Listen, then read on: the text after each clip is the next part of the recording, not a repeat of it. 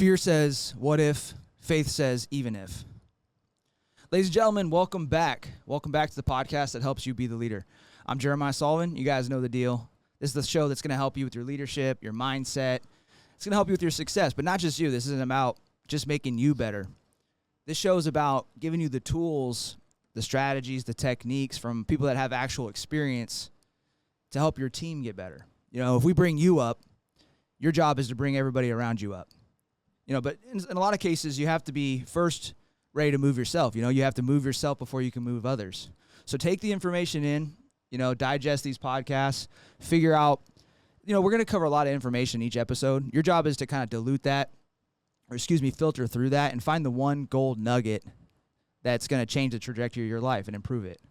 Okay. For today, you guys know I haven't been doing a whole lot of guests, but I decided to bring somebody in today, which I'm really excited about.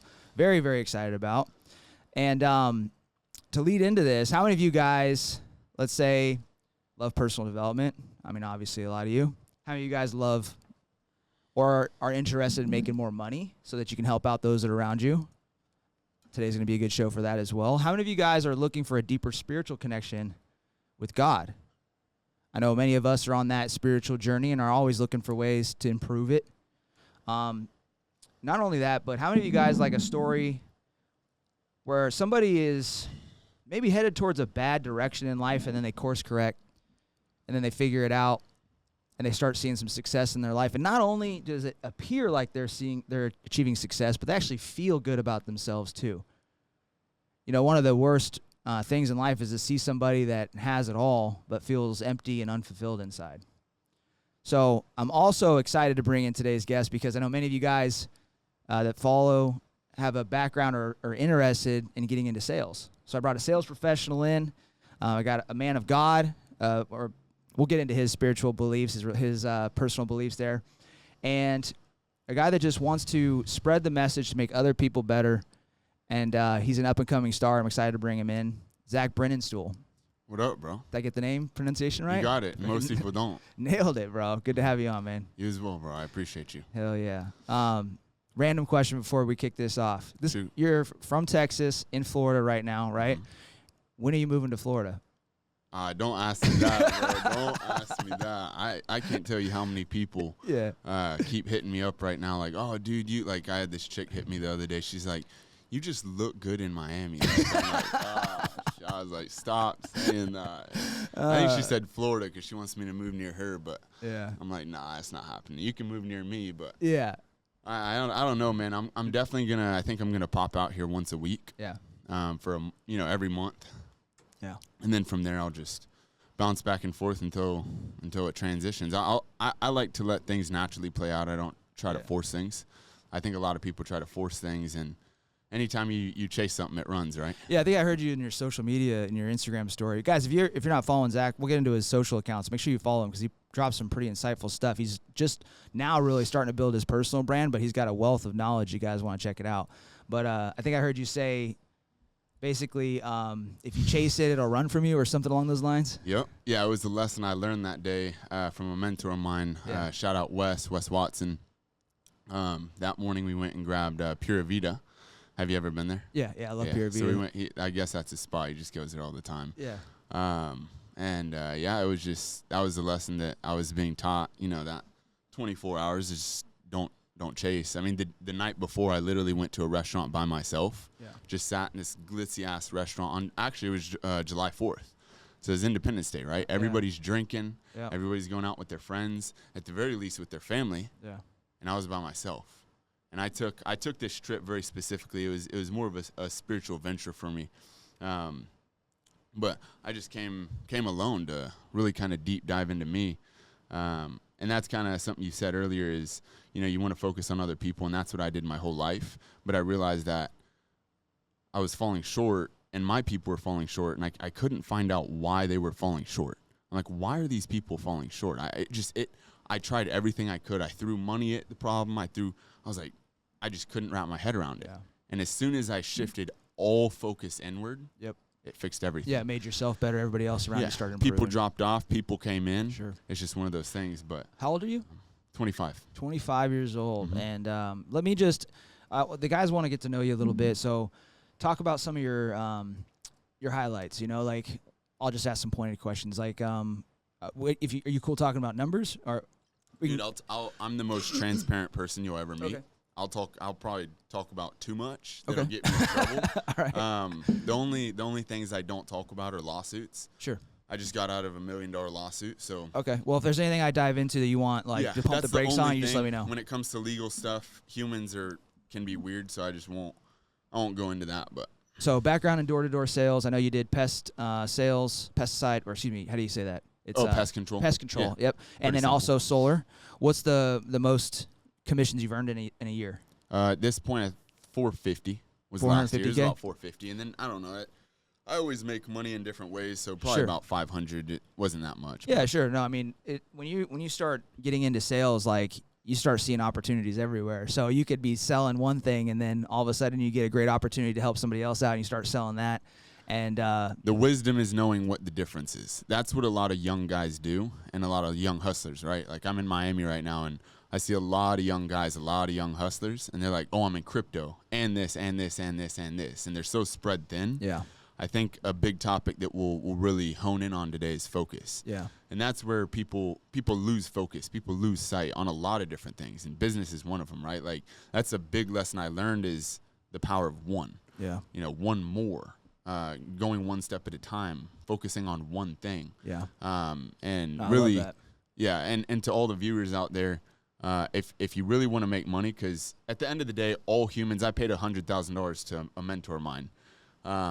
That now, you know, I that was one thing. I hired 2 mentors at once, and I had to choose one, so I chose one. Yeah. But you know, they're both awesome guys. But I hired this guy, and he basically told me, he was like. What did I just say? Basically, that instead of a lot of people make mistakes going wide instead of deep. They spread themselves thin in investments, and like where you were even caught in a situation like that where you had to choose between several mentors and you decided to just dump it into one and yourself into one person versus go wide. Yeah, this happens when I start to get into a flow state. Sometimes it catches, but basically he was just like. And actually, he told me that a lot of people hire both of these mentors. Wes is one of them. Bedros is the other one. So he told me that a lot of people hire both of them at the same time. And he said deep down subconsciously, he thinks it's because they know that they need just simplicity. It's all simple. Yeah. It's all focus. Yeah. And sales is number one. So like that's what he told me. So he told me that all people want in life, it's really simple. He's like, Zach, do you know what people want in life? If you were to give me a long list of what people want in life, what would you say? Just rip them off. Like for myself, I would say happiness is the top thing. Okay. People are chasing. I think purpose. Happiness, purpose. Yeah, I think everything kind of pulls you towards happiness at the end of the day. Whether you're trying to get away from pain or closer to God, it's but simply. How do people usually do that? Like, what are the things that they're looking for to achieve that happiness, that joyful state? At the lowest level of awareness, they chase their impulses, right? Mm-hmm. And then as you become more enlightened, you find different ways, like purpose, like you said, that fulfills happiness. So what he told me was fitness. Everybody wants to be fit. Oh, yeah. Everybody wants to make money. Yeah. Everybody wants to have sex. Yeah. Yeah, that's true. So the three easiest things to sell if you have a great product or service is like getting jacked, making money, and then getting laid. And it's like they all really point to getting laid. They do, man. They really do. It's like at the end of the day, that's really like if it was one thing, it was happiness. And that was happiness, right? But well, let me keep firing off some questions. Yeah. Just you can go. I'll just keep ripping. Yeah. I'm a very flow person. I'm not very structured. So just flow is an area of your expertise, right? Mm-hmm. You said $450K in annual sales. Doing commission. So my revenue that year was probably millions. But that's in solar, right? So there's big loans. You're doing $40,000 to $100,000 loans. So if I went and added it up, I don't know, but 50 times.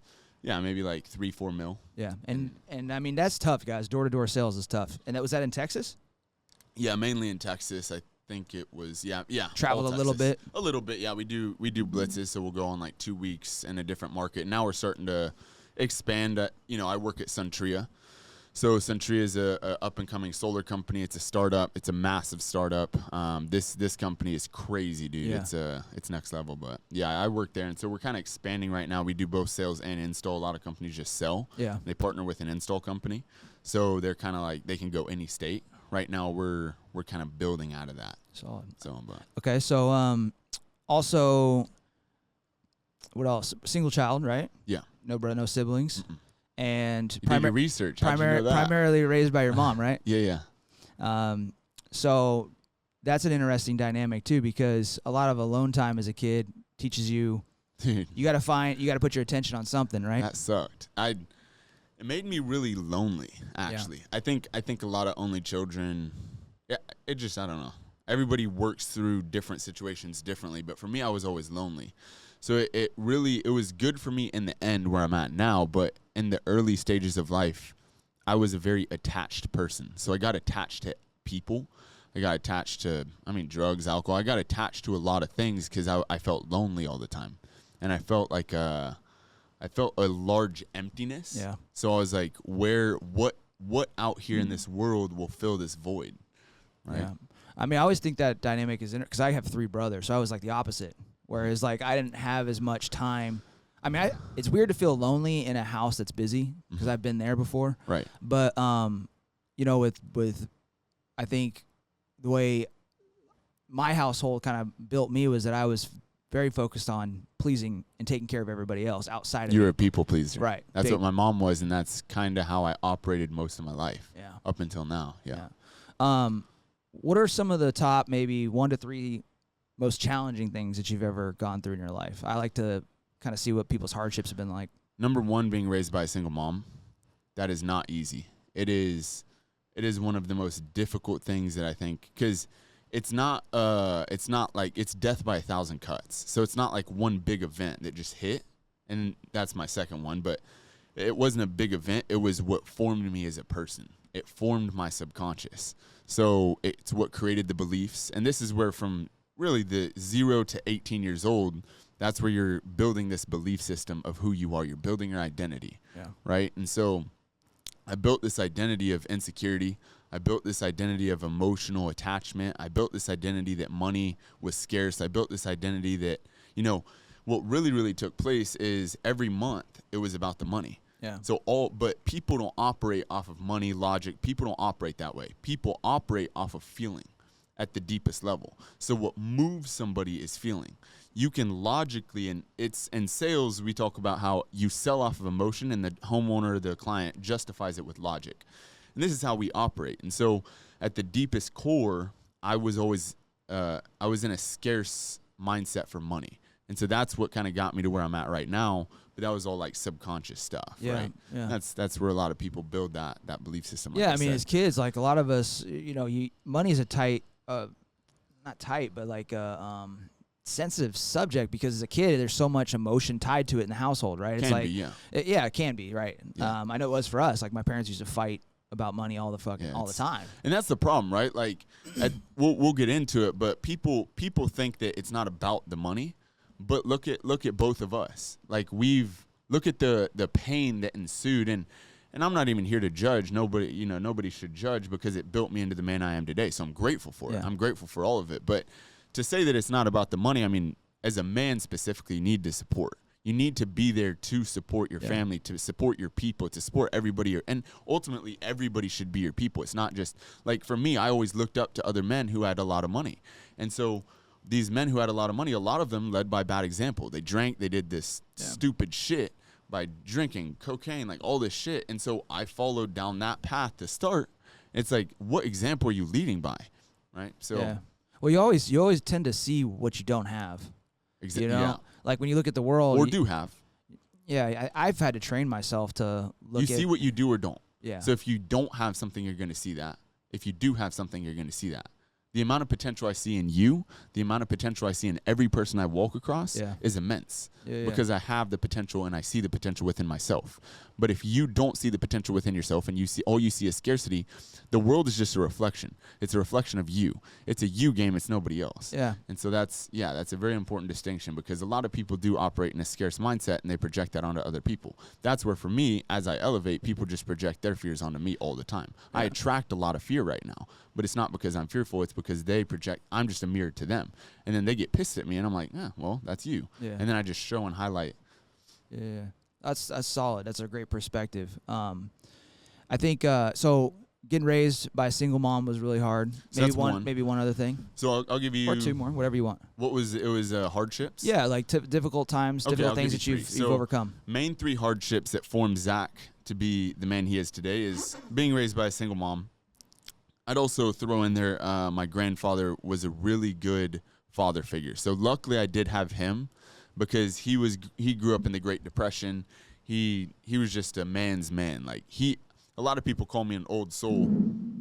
That's what Bejos actually told me. He's like, you're an old soul. I didn't even know what he meant. But yeah. My granddad pretty much raised me. That was my father figure. And he was Great Depression, Air Force for 20 years, bought some land at 40, retired, and worked his land for 40 years. Yeah. So that's who I kind of looked up to. And he was just a straight arrow. Like, didn't drink, So, I had that. And I think that was also a deep part of me that was like, I went through this path that wasn't the truth, and that really helped ground me at the deepest level, right? So I'd say I'd put a pin on that part there. The next one was the DWI. So at 19 years old, I went to Texas Tech. We were paycheck to paycheck, me and my mom. So through being paycheck to paycheck, I obviously didn't have the capital to spend. My granddad kind of helped. He gave me like $500 a month to like eat, right? So once I got to Texas Tech, I'm an all-in guy. So, and I didn't know this until really recently, but anything I do, I just go all out. And that could be really good. It could be really bad. Like I'm head first. I'm like, oh, that looks cool. Let's try it. Yeah. And I'm a very, like you said, flow person. I'm an experiential person. I don't like to think or believe in things that you got to do it to actually know, right? Like I want to know something. I don't want to have a question. Yeah. And so, anyways, I go to Texas Tech, end up getting a DWI. I pulled out $30,000 in debt my first year in college.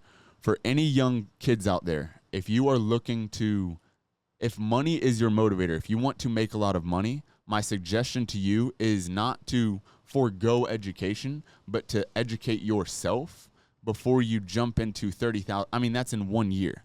I could have gone, if I stayed at Texas Tech and I didn't have much support at all, I would have walked out with $100,000 or more in debt. And then 4 years of partying, and then 4 years, and that's one of the most formative times of your life. Yeah. That's when you're getting to know yourself. Yeah. And we don't have to get too deep into it, but this is where I think the Matrix does this on purpose. The Matrix literally puts it this is the whole topic we talk about, but point is if you're 18, you're looking, because I was looking like, where is the highest paying job, right? And you find doctor, you find lawyer, you find those doctor, lawyer, engineer. You need to go to college for that. If you want to do that, and that is in a deep-rooted passion of yours, and you know that's your purpose in life, shoot for it, jump in, go to college.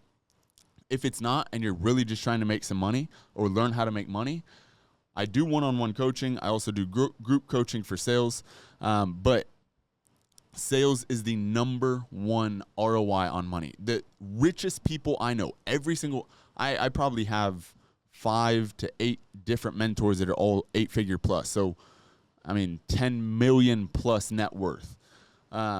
And all of them are in sales. So, or were in sales and now transitioned into, and I'm sure you could attest to this, right? Yeah, sales, marketing, I think that's the foundation of anybody that wants to succeed financially in life. Even if you work your way through the corporate environment and you start climbing the food chain, you eventually have to you hit a plateau where your work ethic is not enough, and in order to make the next financial jump, you have to be better at selling. Mm-hmm. You have to be better at marketing your service. Like, it's marketing and sales every step of the way, 100%. And the thing is, too, for anybody out there, whether you're trying to be a doctor, lawyers are the best salesmen. I think they're kind of, most of them are. People just have a negative association, just the word sales. But when I was an infantry officer, I had to sell shit. I had to sell the mission. I had to market my guys. I had to brand my team. So you want to know why? My boss would actually put us out there. What's that? That have a bad relationship with it? Yeah, I think it's because it's almost the path to freedom.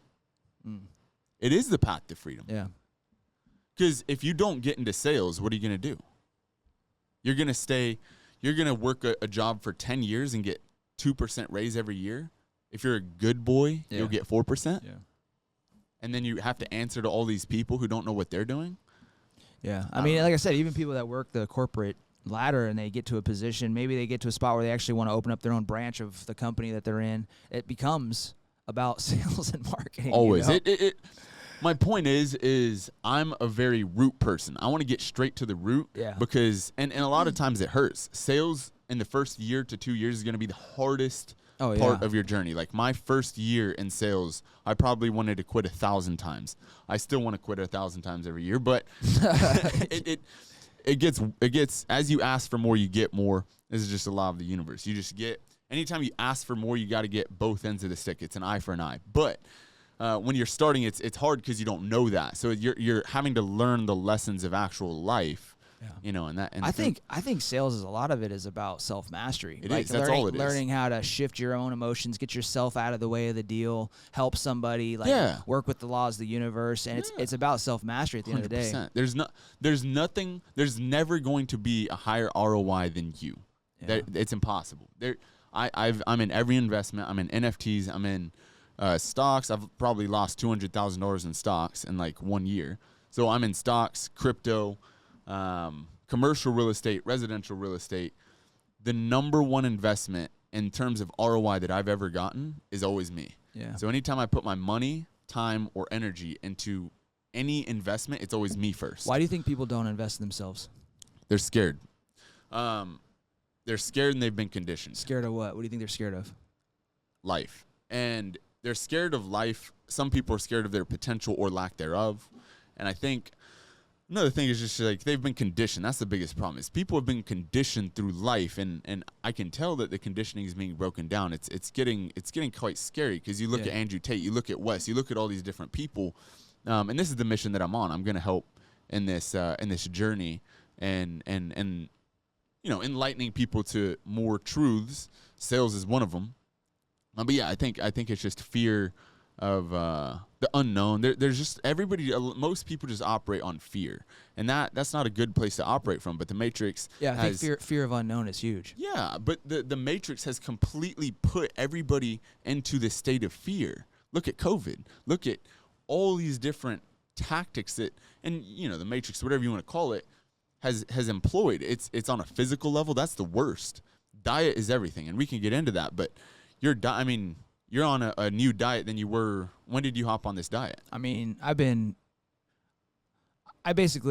been off like specifically like 9 months, but I got down to 8% body fat. When? And then back in October. Okay. And then I came back up. My goal was to stay at 10% all of 2024. Nice. And then I've gotten back up to 13%, so I'm pulling it back down to 10% now. Okay.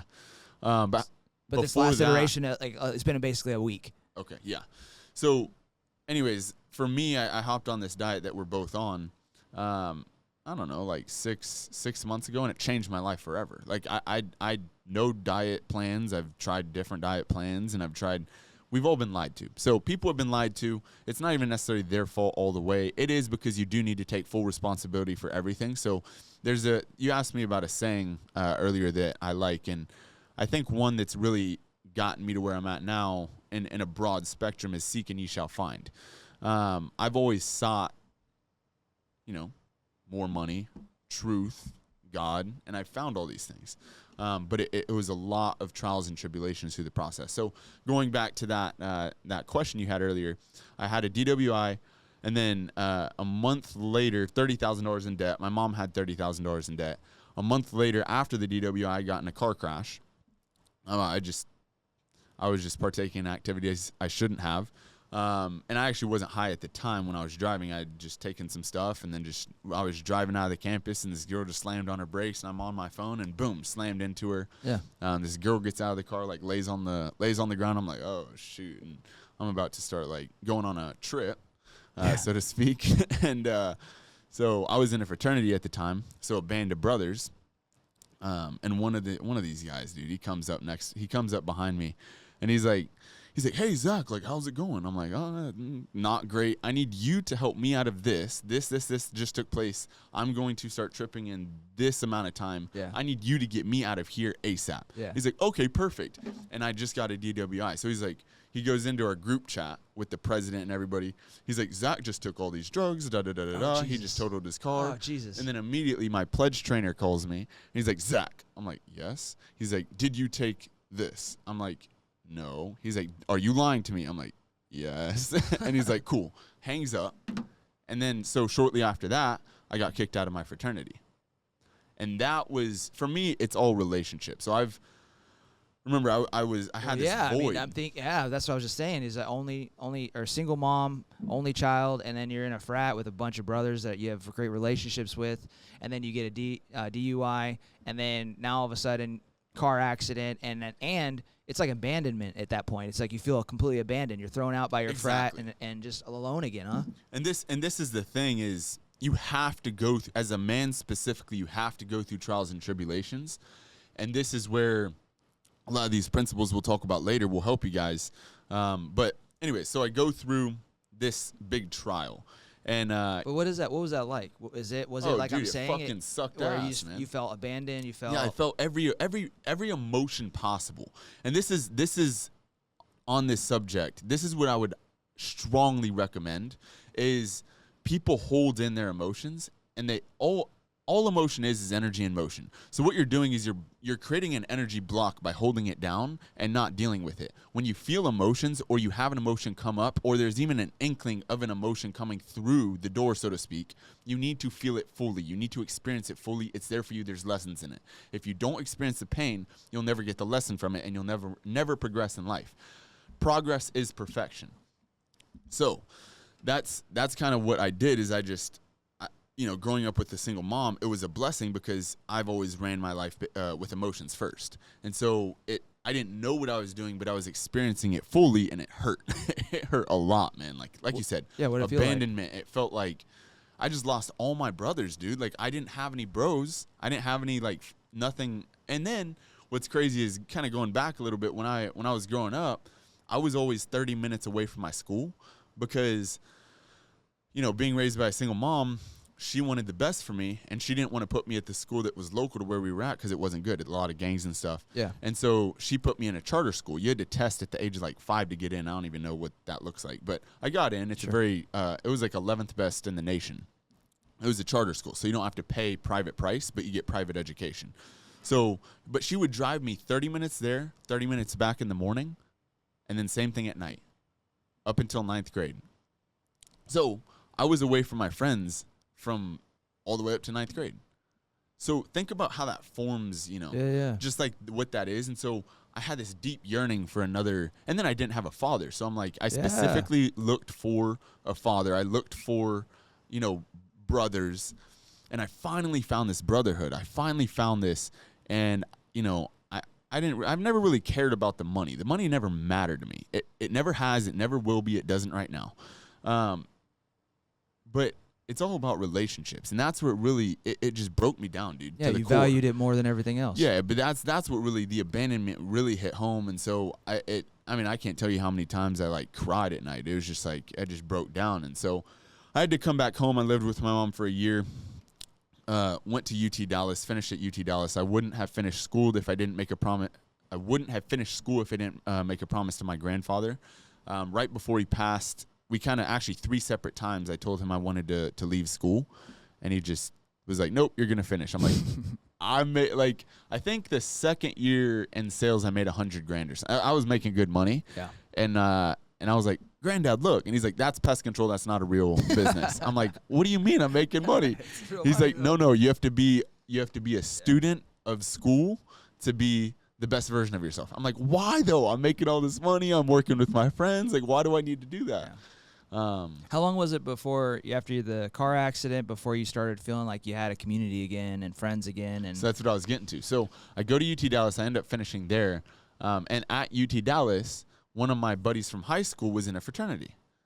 So he's like, hey, bro, come to one of our events. Now, if anybody out there knows much about fraternities or has ever been in the fraternity life, Texas Tech has a very strong background, I guess you could say. It's a very fraternity strong school. You know, there's schools out there. There's a lot of them, but UT Dallas is the total opposite. It's like a nerd school. It's like it's where all the like foreign kids come in and like actually care to learn and actually want to like study. Yeah. Like Texas Tech is like bros. Nah. Yeah. They're like, just that. So at UT Dallas, I'm like, dude, there's no way I'm joining this fraternity. Zero chance. Like, it's impossible. And he's like, nah, just come. And I'm like, all right, like I'll do it for shits and giggles. But I just came from the best frat life ever to the worst. There's no chance. And I met this guy who was at the time one of my best friends, and still to this day is. We don't really just speak too much, but he was just a gangster, bro. And we met and we stayed up till like 7 a.m. that night talking. And so I was like, dude, I don't really have friends here. I'll link up with you guys. Long story short, 6 months later, they kicked me out of the fraternity. So it happens again. Same shit? Same shit. Yeah. And I went through the retreats with these guys. And this is the beautiful thing is through hard times, this is where you find yourself. This is where you find the truth. What did they specifically, would you get kicked out for the second time? So I'll get into that in just 1 second. Okay. But basically, the principle here is, and what I want to highlight is that through hard times, you find truth. When you put yourself in adversity, you find your truth. You find out who you are. When you're, like, I'm in business right now. Business for a lot of people, I know the last 6 months has been pretty difficult. Just across the board is what I've seen. And I'm super grateful for it because it's shown me a lot of things in my business, weaknesses in people around me that I didn't know prior. So I'm grateful for it. A lot of people see that, and it's how they see the world. They're like, oh, business is bad. Like, I'm going to lose my, like, da-da. I'm like, no, now I get to see this person operates this way because when things get hard, he's weak. When things get hard, when things are easy, it's like weaknesses don't get highlighted. Yeah, I like to say snakes slither when stressed. It's like when a person gets stressed out, they start moving real funny. You know what I mean? Dude, I can't tell you how many snakes I've seen in the last 6 months. It's crazy. And it's the people you would never expect. But anyways, back to the fraternity. So they end up kicking me out because, and all of this kind of routes down to vices, and we'll talk about that in a second. But at Texas Tech, alcohol was a problem, right? I blacked out, drove, cop does this as I'm waking up. I didn't even know, like, what was happening. Sure. I woke up to this and went to jail and all this stuff. So, like, part of it was not my fault, but it was, and I've always taken full responsibility. So I was like, I shouldn't have drank that much. I'd never blacked out before, so I didn't know what that was. So I just drank too much, blacked out, and got a DWI. It was just like one of those things, and I think God did that on purpose to put me through a process, an initiation, so to speak. So that DWI kind of taught me a lesson, but then I still continued to do the same thing, and I ended up being on probation. And then as soon as I got out of probation, so for a year I was sober. As soon as I got out of probation, straight back into drinking, blacked out, kicked out of my fraternity. When's the last time you drank? I don't know. It was like 6-7 months. I'm not one of those people who, like, cares to be sober. Yeah. I don't, like, really care about that. Yeah. I just don't do it. I think there's a distinction. A lot of people are like, and it's fine. It's awesome. A lot of people are like, I've been sober for this long. Like, I'm counting down the days. Like, and we'll talk about that in a bit. But, something flipped in my life to where I'll just never drink again. There's no reason to drink. There's no reason to smoke. What do you think you were searching for when you were drinking and partying and everything? I would say love. Yeah. At the core of it. Connection, bro. Yeah. We connect. Humans connect on pain. So the level of pain that people are at, they gather. And it takes a leader to break out of that cycle and show people the way. Yeah. And so, but anyways, I want to explore. Hold on, because I'm really taking that in. That's really, that's really good. It's like, because your life is a byproduct of the frequency that you're on. Right? Yeah. A mentor of mine, Wes, says your frequency is you frequently see what your frequency is what you frequently see, and it's the truth. So if I'm thinking about some guys that I know, the gossip guys, right? These guys are worse than like 14-year-old. You mean chicks. The women? Yeah. The women, the ones that don't even have balls when they look down. They always want to tell you some bullshit. Those guys. Yeah, and it's like they get together, and then the common thread the commonality in the conversations, they're both just gossiping about bullshit. It's like their problems are other people. They're not and so purpose driven. They don't know. Yeah, they wouldn't know purpose if it slapped them in the fucking dick. Right, but their pain is other people, and so now they're bonded by talking about other people, right? Whereas in business, your problem is whatever, your pain is whatever problem you're facing in business. You're probably talking about that. Yes, that's solid. That's really good. We connect at pain. Yeah, that's what humans do. And the path of life is to learn through pain. So pain is a very valuable resource. And this is the problem: is people forsake pain. Pain is life. You can't get away from pain. This is what I've always told people that work with me. Ever since I started sales, I always told people, it's going to be hard. And they're like, "What do you mean?" I'm like, "Sales is going to be hard." I'm like, "Yeah, well, you've told me that 1,000 times." I always tell people I tell people it's going to be way harder than it actually is, but I'm like, it's going to be really hard. And I'm like, but you got to choose your hard. Do you want to be broke? Because that's fucking hard. I've been broke. That shit sucked. Well, this sucks a lot too. Like, I want to quit a lot. But then I think back and I feel back to what it was like. And I'm like, I don't want that. I don't want that for my family. I don't want to pass that pain on. I'm going to put my children through a very strict process that's guided properly. And I'm going to guide them. I'm not going to push anything on them, but I'll guide them through a process, right? Once I have children, but. What have you learned about making money that, like when money really started coming to you and then you started elevating and it's like, okay, I think I figured this game out. Mm-hmm. What did you learn that caused that ascension? Like, in other words, how did you go from not making anything to making money? What was the big thing that changed for you? And what was the lessons that you learned there? Me. Yeah. Because I'm thinking of guys that are in solar that are like stuck, or people that are stuck financially. And I think like one of the things, pain put me on a track for trying to become rich, right? It's like I wanted to fix that problem.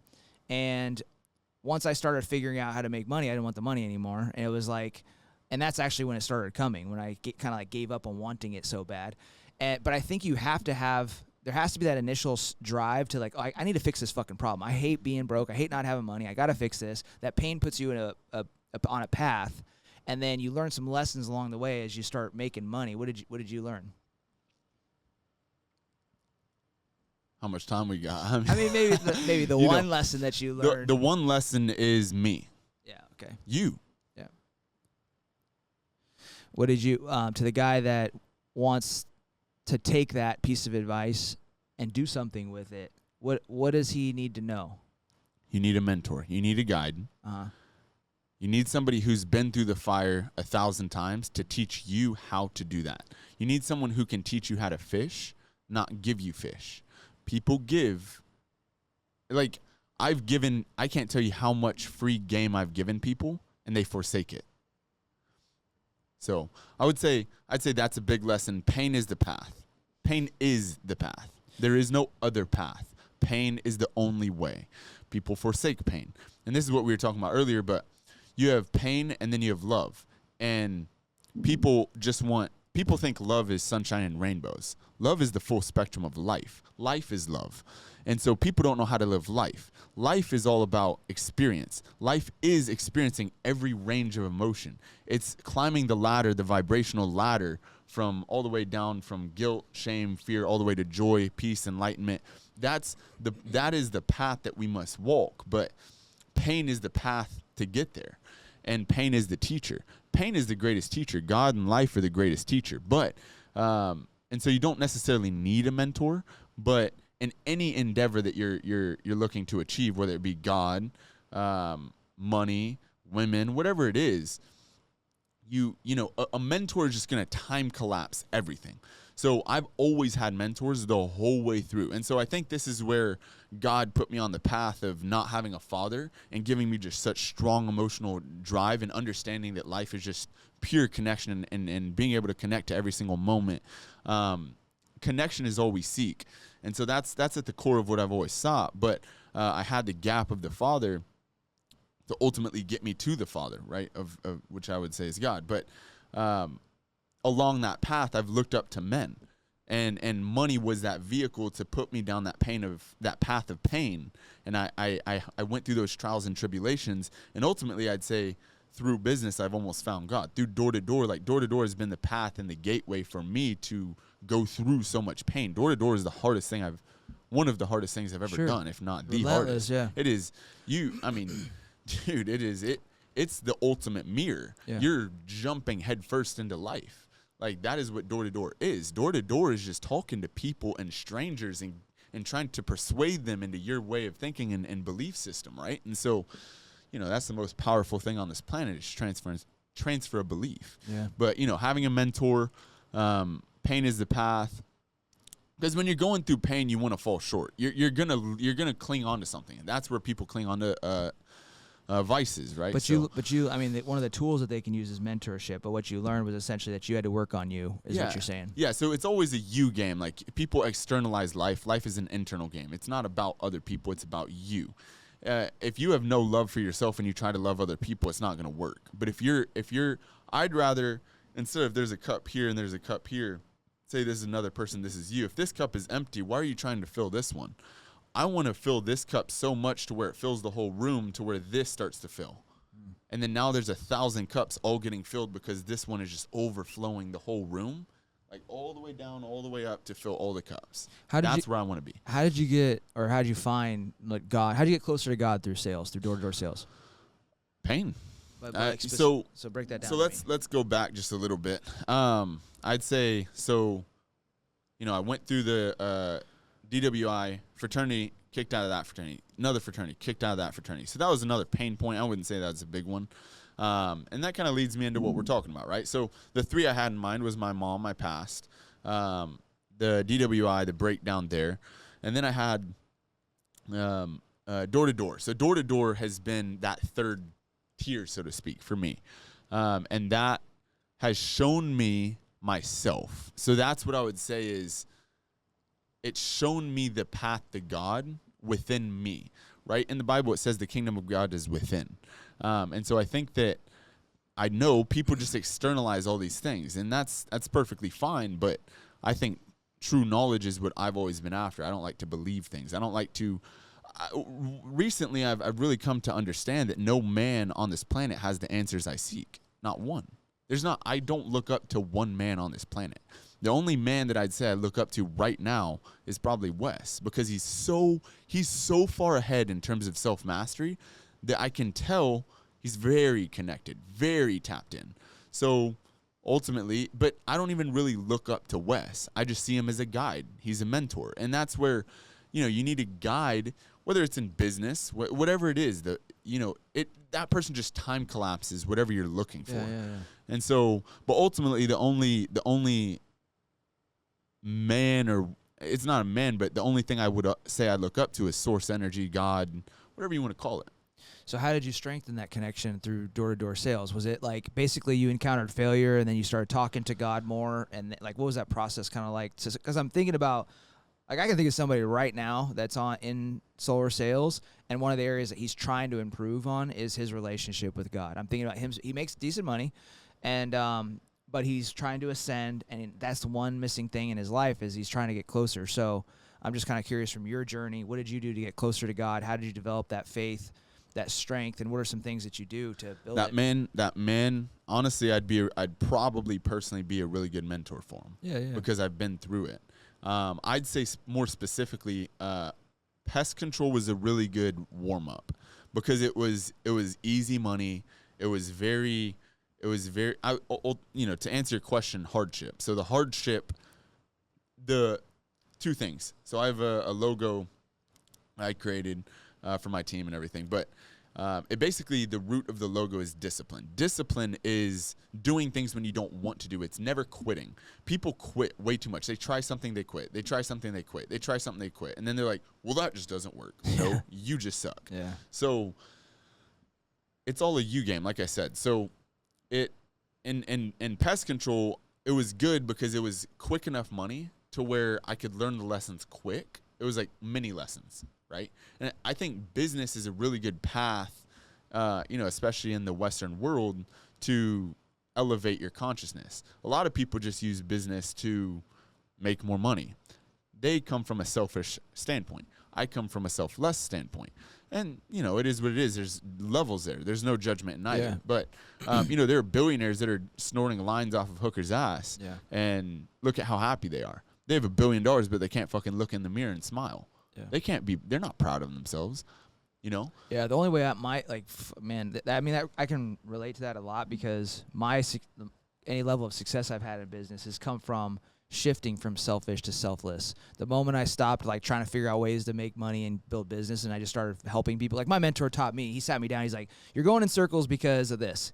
He said, you can get everything you want in life if you just help enough people get what they want. And he said that, and I was like, so it's not about me. And I'm like, damn. And so then I started doing that, and I'm like, oh, now I get it. And then you start learning about, you know, law of reciprocity, and you start learning about like just like being, it's like all the shit that I learned in the military. I just had to actually apply it to business, you know? Yeah. Life works off of universal principles. I think mentors are amazing. You do need multiple, I think, especially when you're young.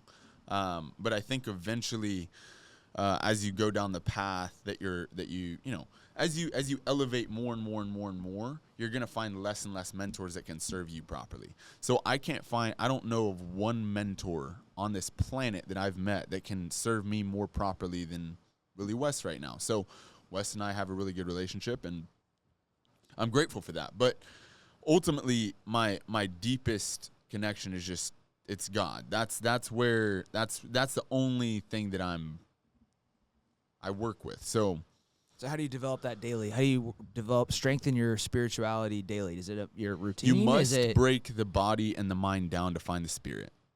Okay. So, I mean, I believe that too.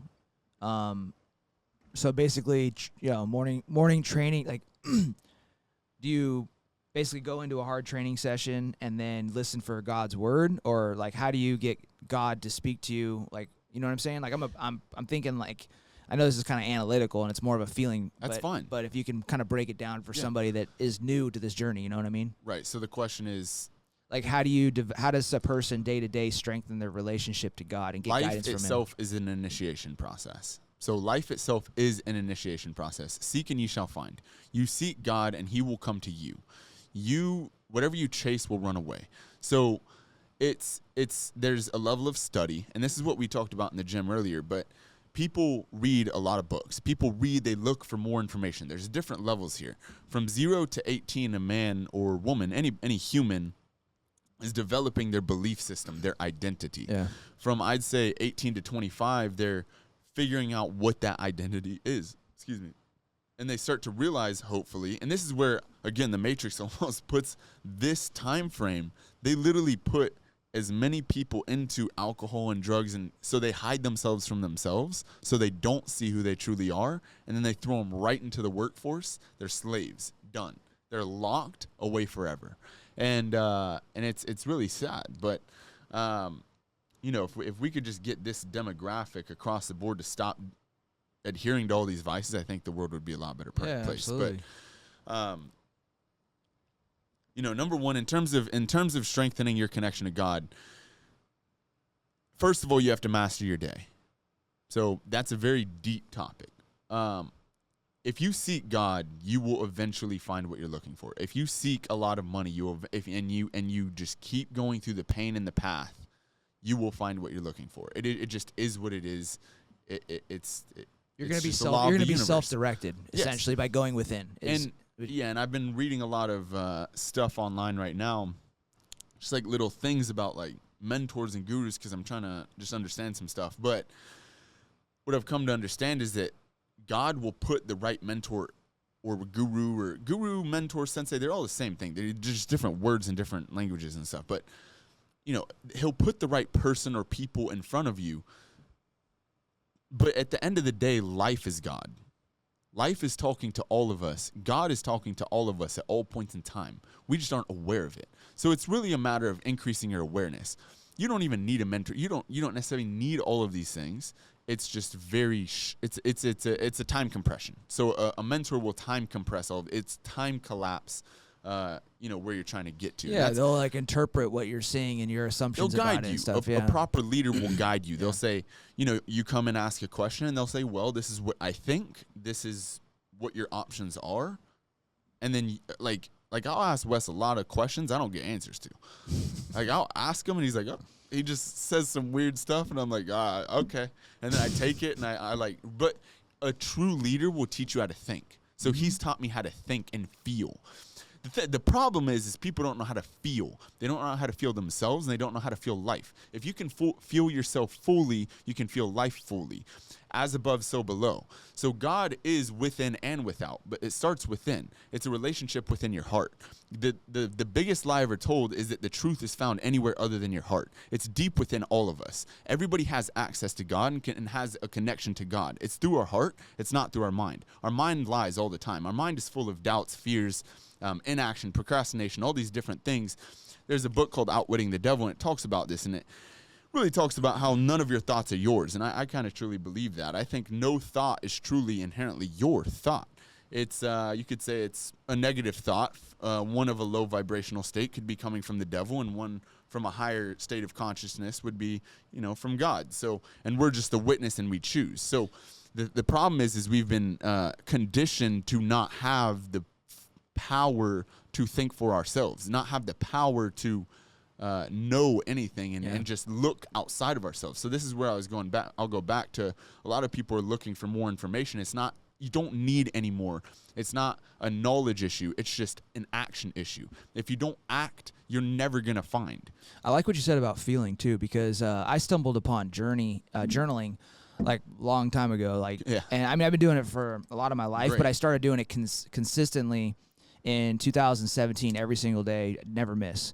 Wow. And people ask me how I go about journaling, and I tell them you basically consciously stream. But what I'm really doing after listening to what you're saying too is I'm feeling into my thoughts. Like I'm seeing, you're connecting, bro. Yeah, you're connecting with self. This is the thing is we have a higher self and a lower self. And one thing, I had a very spiritual, profound experience that really changed my life, but through that process, I realized you're always being called to greater good. You're always being called to be the best version of yourself. Called up, yeah. You're always being called up. I always call people up, not out. But people feel like I'm calling them out. I'm just pointing out their weakness. You have to turn your weakness into your biggest strength. If you never do that, you'll never find what you're looking for.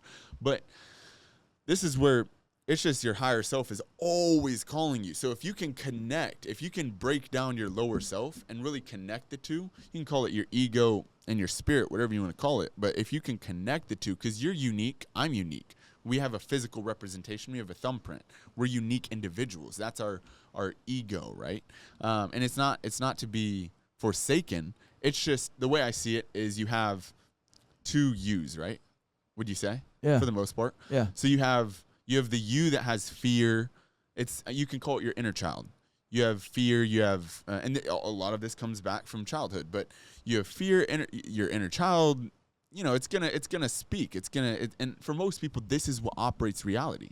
This is what the Matrix does. It highlights this and says this is the truth. It's not, but it says, fear's real, doubts are real, all these things like problems are real, and so this guy's in the driver's seat.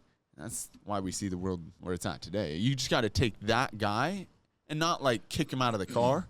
You just got to be like, hey, let me drive. Yeah. And then that's the secret. If you can so you need an exact system and process every day to take that guy or girl and put him in the back seat and say, hey, I love you, but just you're not the leader here.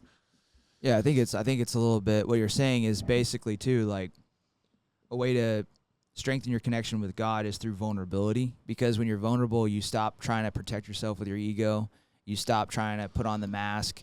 You just strip that all away, and you just say here I am and guide me or whatever. It's almost you're in you give up the driver's seat. I used to say this all the time. I used to say, God's in my car, I'm just driving. But then I was that was when I was all ego. And then I was I'm not even, then I got to an evolution where I was nah, I'm in the car with God, but he's driving. I'm just, in there for the passenger seat. He's taking me everywhere, That's called faith, right? If you can, I think you have your higher self and then you have your lower self, and your highest self is connection to God, is that source energy, is that source that we all seek. We all seek love, and true love is only found through the Father, but that's found within. Yeah. What about, how do you define flow? What's your, flow? I know flow is a big thing for you. How do you define it, or how do you Presence. Describe it? presence, connection, love, why peace, is this, and joy. why is it so important? You know, What else is there? So it's presence. Because I've been talking. Flow has been a topic of conversation pretty much everywhere I've gone the last like 2 weeks.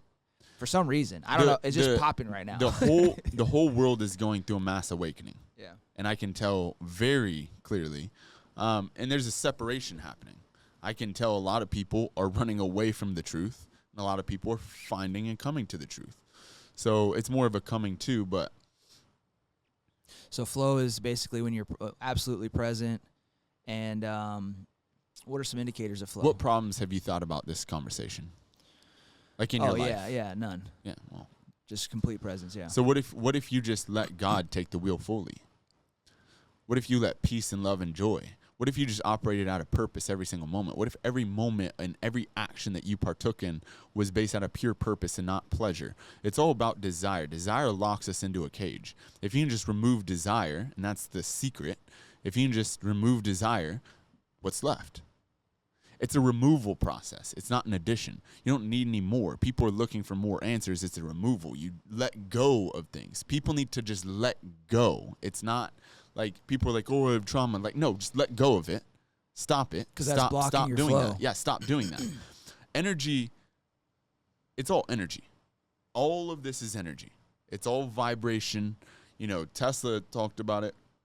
A lot of great ancient saints. It's all energy. Everything's energy. So I've always tried to understand energy, and that's always what's kind of put me on this path. But again, energy and motion is emotion. So if you can master your emotions, it's not hide your emotions, it's feel your emotions fully. And when you can fully feel and understand each emotion in every moment, you can fully understand the energy and motion of every moment. And you'll be one with life, one with the universe, and you don't disconnect. If you guys really break down what he just said, listen to that shit. Because he said if you want flow is like the most optimal state. That your best achievements in life came from flow. You were in flow, and then you achieved it. You lost sight of time, space, everything, and then you got what you were after, and you actually stopped chasing. You were just being, and you're being present. And so the key, what he's saying, to access flow is to stop trying to chase whatever, stop craving, and just get out of your own way. Like, remove the things that are in the way that are blocking you, like to include thinking. You know, a lot of people are trying to think their way into flow. Dude, right? That is the biggest problem right now. And it's okay. There's no judgment in it. But that's my problem, is I used to overthink like so much. All I did was overthink my whole life. And I used to be an atheist. I used to I had to know why. I had to know why God was doing this. I had to know why, how, who. No. Yeah. No. I've and even when you get down to a certain level, and you know, this is a whole topic, but like people think they know things. Anytime I meet someone and they know something, I'm like, you're an idiot. You don't know what you're talking about. True. Like, you think you do. Dunning-Kruger effect. You're It's fucked. like you look You're at something. So fucked. They're like, but science says. Okay, well, go talk to a yogi who does all these fucking miracles, and then watch science break down what he did. All science is done through the lens of the ego. It's done through the lens of the mind. It breaks reality down. You can't break God down. God is the Alpha and the Omega. It is the nothing. That's a whole conversation. But it's nothing. It's everything in between. God is so simple you can't find him. So flow, if a person's wants to tap into flow, one of the biggest things is to get themselves out of their own way, stop overthinking, and be more intuitive. That's it. Get you out of the way. The quicker that you can get you out of the way. What's an example of that? I'm trying to see it in real time. So I'm picturing myself like waking up, I go through my day, and then it's like, let's just say it's lunchtime. Okay. And at that point, this is true for me. So I'm very, very routine, and I'd say I'm in flow for the first half of my day, and then maybe I'd take a pause. Why did you get in flow? Let's start there. I mean, it's my process, right? So it's the morning routine. It's like service. It's like routinely exercising my process for high performance, right? And I'll repeat that in the afternoon to get back into it. But I think that it's very easy, like for myself and other people, to get caught up with the day-to-day busyness, like emails, texts, phone calls, right in the back end of the day. You're in your mind, yeah. Yeah, and they start like reacting to life versus being present. Are all of those things done out of purpose? Like true purpose? I guess that could be. It's a good question. I don't think I think it's just reactionary. I think it's just. Okay, then that's going to get you out of flow. Yeah, that's good. Everything I do to a T, I sleep maybe 2 to 3 hours a day. Yeah. If that, and it's getting less and less. Yeah. People think like, oh, how do you do that? I'm like, I just don't need sleep. Yeah, people sleep too much, man. You guys think you need sleep. You don't need as much sleep as you need. Or you don't need as much as you think because you've just been lied. Your whole life you've been lied to. Your food, like everything. They destroy their sleep because, and even myself, like my sleep, disgusting. Instead of quantity of sleep, what people should focus on is quality at first. Sure. And like their belief system around sleep as well, because I think that in itself, like when you wake up and you're like, oh, I didn't get my 8 hours of sleep in, you're immediately stressed the fuck out. What do you think that does to your health? So yeah, dude, like it's the problem is you guys think you need more. It's all a removal process. This is the problem. This is the problem of the world. The whole world thinks that they need something outside of themselves, and that very thing takes away their power. It takes away their energy. But as soon as you realize you have all the power and it's all a mental game, and you can master your mentality, you'll get all the energy back. And it's you have to focus on your energy leaks. So where you, like you just said, that's an energy leak. You need to remove an energy leak. You have access to infinite. If you believe in God, whatever that means to you, then you should understand that God is infinite, right? God is the source of creation, of knowledge, of power. And if you believe in God, then you should believe that you have a connection to God. And if you have a connection to God, then you should believe that you have access to the power, the knowledge, and creation itself. Those are solid. I got some other questions before we end up summarizing and closing up here. You have a really, really unique perspective on men because of your upbringing, fraternities, how intelligent you are. You know, you're super analytical, overthinker type. And I'm not anymore. Excuse me, yeah. But basically, I have access to use my mind. Yeah. But your mind's a supercomputer. Your heart is where the energy needs to come from, and then where everything needs to start. So if you start here and you work here and you master this, then this just happens. And now you can just like you're in the moment. You're in flow. You're like boom, boom, boom, boom, boom, boom. That's where like senseis were just like But you were seeking for a long time, right? Yes, through my mind, and that was when you, again going back to what I said earlier. It's in your heart. All the answers are in your heart. What do you think makes up a great man? A purpose-driven man. A man who leads with God. A man who leads with purpose. A man who serves his people. And ultimately, a man who understands connection. When a man understands connection, he understands people. And he understands that he's a man of God, so he serves. The only reason people operate at a low frequency is because they're so selfish. They're like, I need this food. Yeah. Every ounce of action that I take is out of other people. To the social media that I post, every single post, I'm thinking why I'm posting it, how I'm posting it, where I'm posting it, what's in the post. I'm thinking what food I'm eating to put me in the best vibrational state to give the best message and most clear message from God or source, whatever you want to call it, from flow state. Like, I'm just operating at a level, and I'm just constantly elevating based on that. And so through purpose and through giving, eventually you lose yourself. I think that's really solid because that's really the biggest thing that separates people who earn versus people that don't. People that don't earn never transcend to a high level of service. It's all about self-transcendence. So a self-transcended man, a man that operates out of Christ, a man that operates out of, like I said, that has a strong connection to God, that man is going to beat the man that doesn't 10 times out of 10. Yeah. And when he can surrender fully, that is the most, to be an authentic, to be able to surrender is being authentic. It's being open, but it's also having the wisdom to know when to be completely open, and then when to like strike, you know, because as a man you need all ends of the spectrum. You can't just be super soft and not be able to go kill, you know, you need to be able to be a cuddle bear or whatever, but then also kill a baby, or not kill a baby, be able to be able to kiss a baby after you just killed a guy like 10 minutes earlier. You have to have the ability, not that you do that, but you have to have that ability and master both ends of that spectrum and understand everything in between and be fully connected to all of it. What advice do you have to a guy that isn't good with his emotions? Not reactionary, but my meaning like that is reactionary. Like when someone's not good with their emotions, they are a reactionary person. That's good. That's okay. So I mean, right? Yeah, it's very true. They're putting up a shield of their barrier. From them, I mean, you poke a bear and he's gonna react based on how he feels, right? But he doesn't understand his emotions. Someone attacks me, I react to give them a lesson. So how take a guy that isn't good at expressing feeling love to others, maybe has a hard time. He just has a hard time. Here's an example. So when I came back from multiple deployments, I became cold as fuck. I had very. It's like when you get like cheated on by a chick or something like that, and you close yourself off. You're like, women suck. I'm never gonna get emotionally attached to anyone ever again. Right. And it takes a while to get that fixed. You know what I mean? And it doesn't, but okay, so it can. Right. It takes as long as it takes. It doesn't have to. It takes as long as it takes. People say this is the biggest problem that I see in society is people procrastinate, and this is the answer is pain. Pain is the path, right?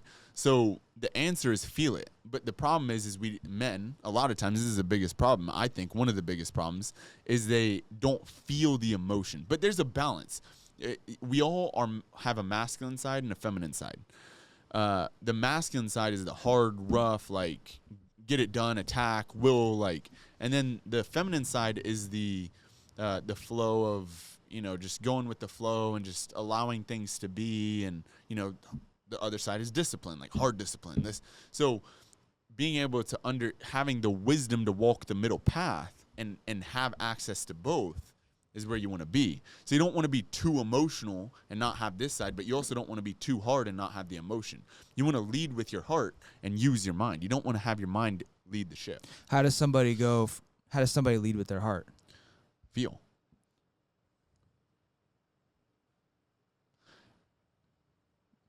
That's the hardest part, is a lot of men just put up these walls and they don't feel.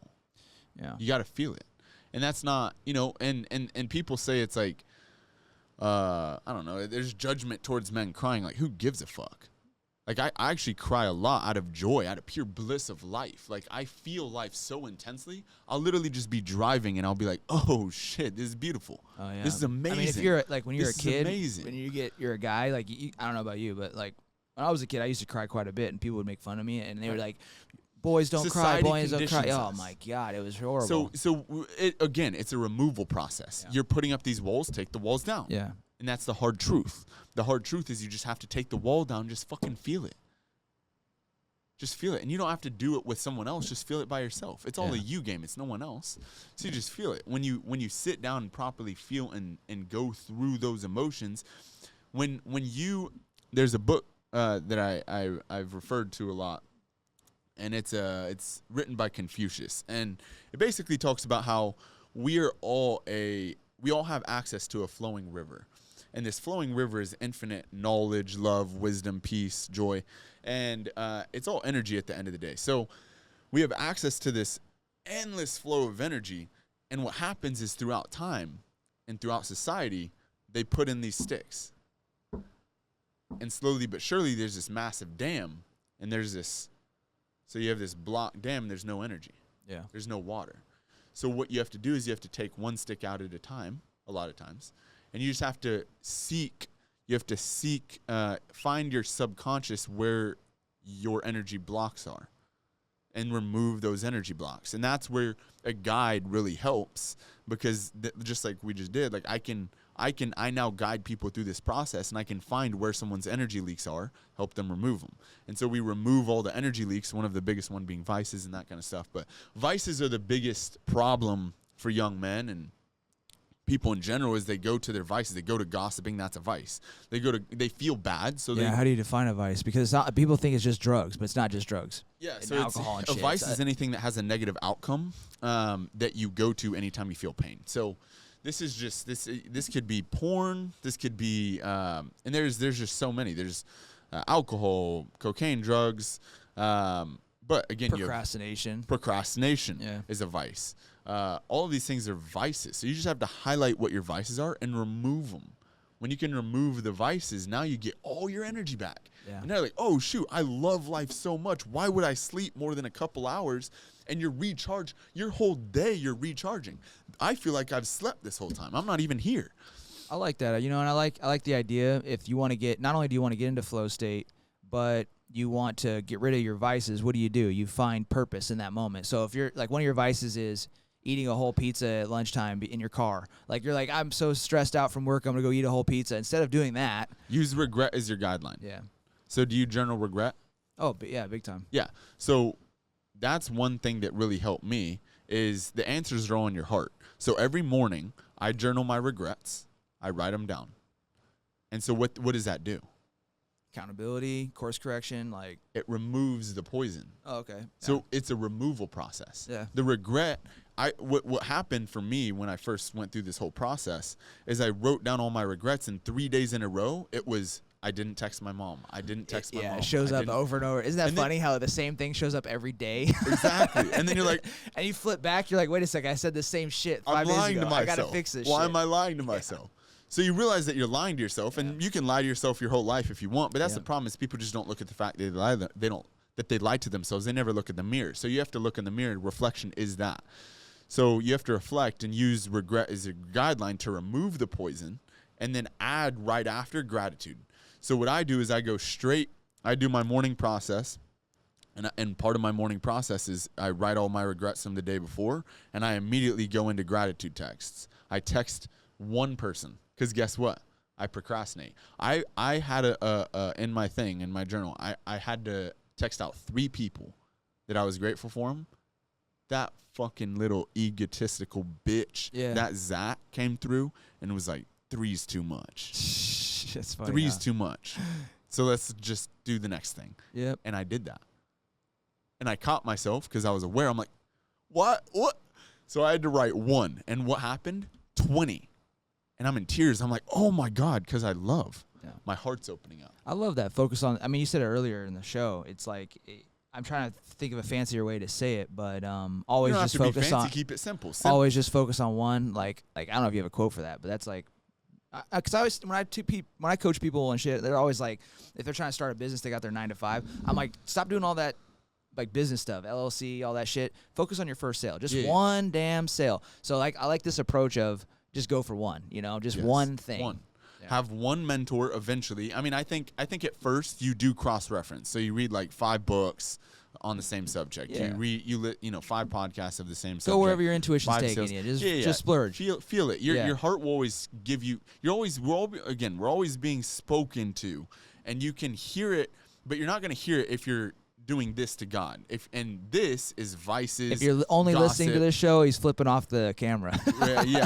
Yeah, it's just. If you're saying fuck you to God, go ahead. If you're saying fuck you to God, you're never gonna. You're still getting. The crazy part is God still loves you so much. It's infinite love that you'll always still be spoken to, and so it'll just be a really small whisper most of the time.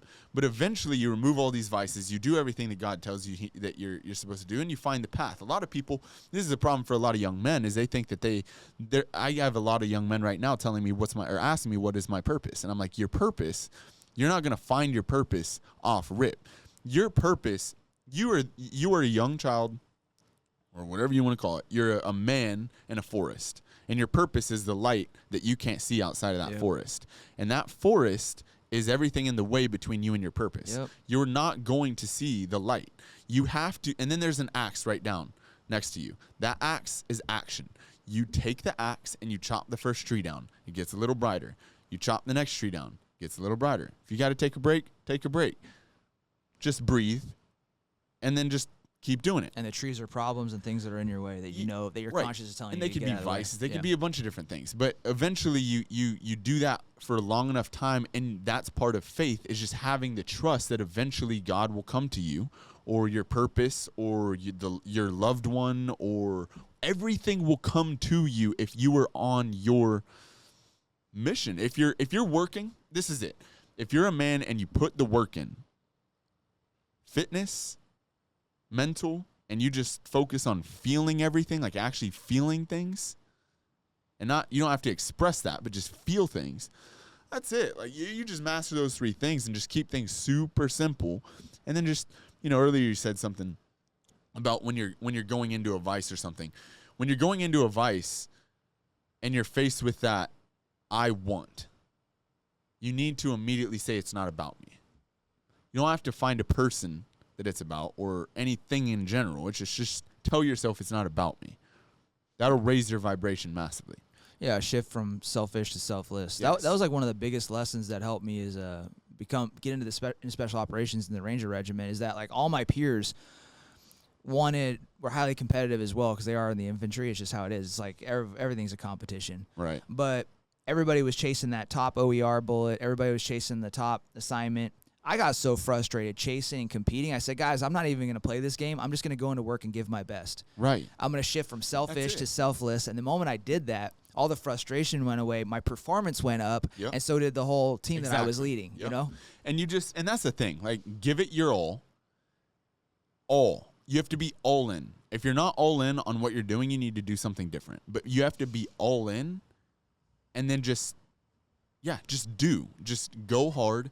And not judge yourself for falling short, because that is part of the path. But the problem is nobody's all in, and everybody's like 1% in, and they're wondering why they don't get anything done. Yeah. It's like, well, try. First of all, you got to try. Like, if you're not trying, like people say, like, oh, I'm trying. I'm like, what does that mean? Like, I had a guy text me. I'm gonna read it verbatim because this is hilarious to me. I've had many different people tell me this exact same thing, just in a different way. He said, you're still up? Isn't it like 6:30 there? I guess I barely got any sleep. He's like, you're a beast. I'm like, so are you, bro. I see the potential. He said, trying, bro, trying. I'm like, what the fuck does that mean? He said, trying to be a beast, bro. I'm like, what does that mean, bro? I don't know what that means. Explain it, please. He said, I am a beast. That's it. That's why people need training. That's why they need a coach, a mentor, whatever you want to call it. Because you need somebody to pick you up when you're down. A leader picks you up when you're down, not when you're up. Yeah, leaders aren't needed during good times. They're needed during hard times, And it's like, I like what you did there, with him, is like a lot of people, they just get in their own way, and they get in their own way with the story that they're telling themselves all the time. So you're just, like, a lot of times as a coach, you're just course correcting the person's fucking story. My job is to get you out of the way. Yeah. My only job as a coach is to get you out of the way. You just don't know why you're in the way. You don't know how you're in the way. Yeah. You don't know that you're in the way. And I see it. I'm like, dude, you are lying to yourself. I'm trying. What the fuck does that mean? You're trying? Yeah. Are you doing it or not? Like, what are you doing? I know. It's like, well, I think I'm a beast. That means you're not a beast. Yeah. That means you don't. The whole reason he texted me is because he knows that I'm a beast and he looks up to me. Yeah. And so he wants to be that. And he's like, I'm trying to be that. And I'm like, what? So he needs me as a coach.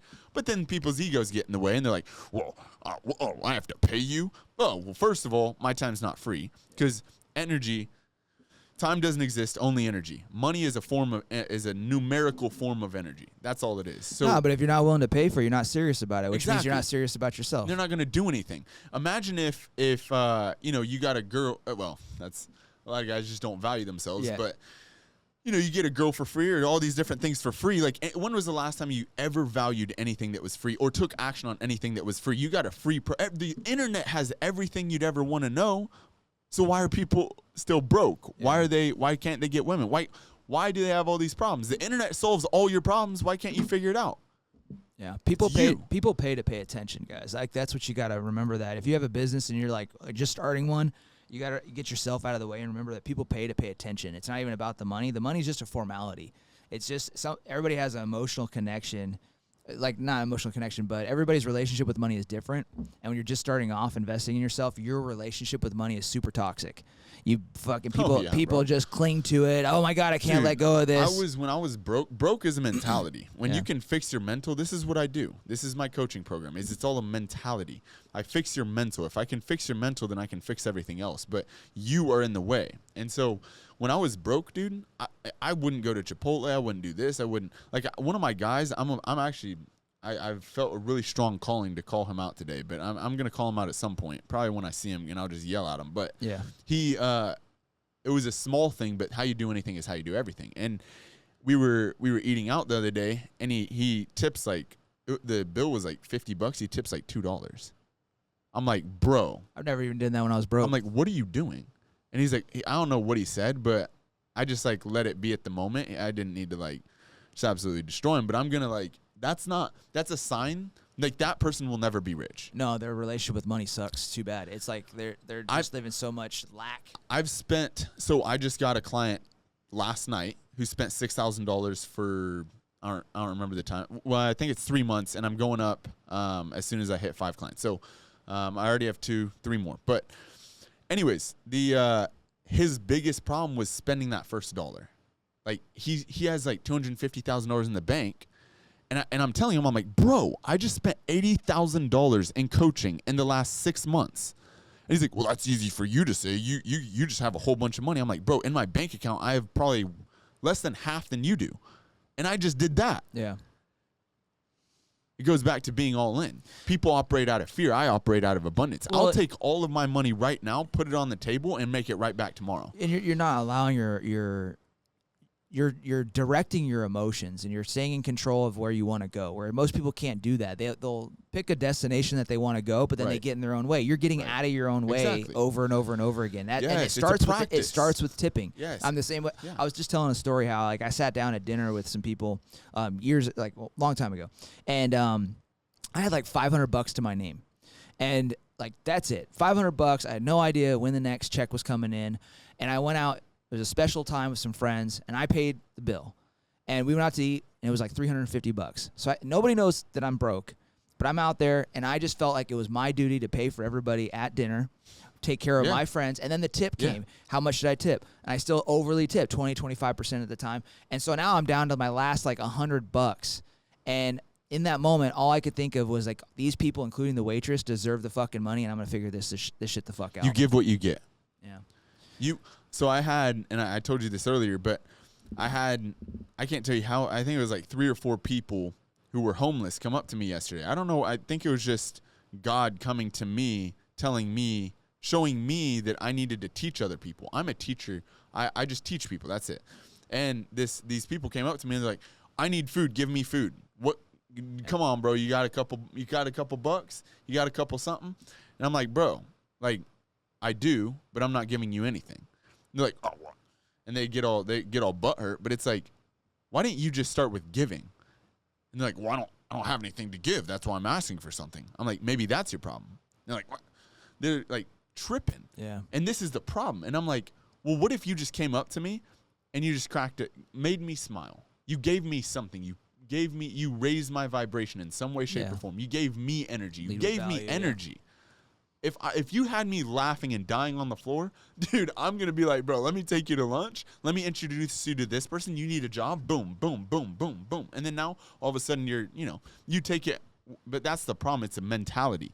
And that's what it's always them versus them. It's nothing else. Love it, man. So let's give out some social media handles. Where can people hit you up? And what are you helping people with the most right now? Personal development. Okay. It's mental. It starts with the diet. So it's your diet, your nutrition. We put you on a fitness program. It's not hard. I mean, it is hard. If you want easy and you want to work with me, don't hit me up. If you're not serious and you don't have, it's $750 for 3 months. If you don't have $750, I have free content. Follow that and just learn from that. I give out sales tips. You can actually work for me for free. I do solar sales and door-to-door, so you can work for me for free. So I have you could say a free program where I'll teach you directly. So you have that. Then if you can't or don't want to do that, $750 for group coaching. And then I have one-on-one it's $20,000 for a year. Right now it's a little less, but I have 3 more clients and then it's up. So. Oh yeah, right on. And what's the best way for them to get a hold of you?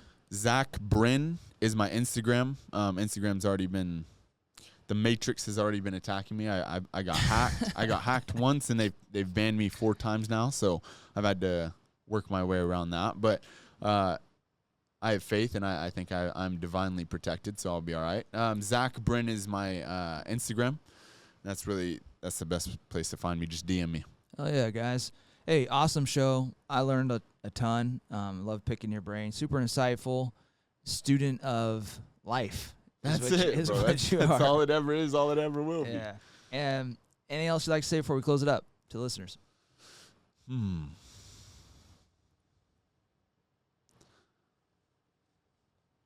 I would just say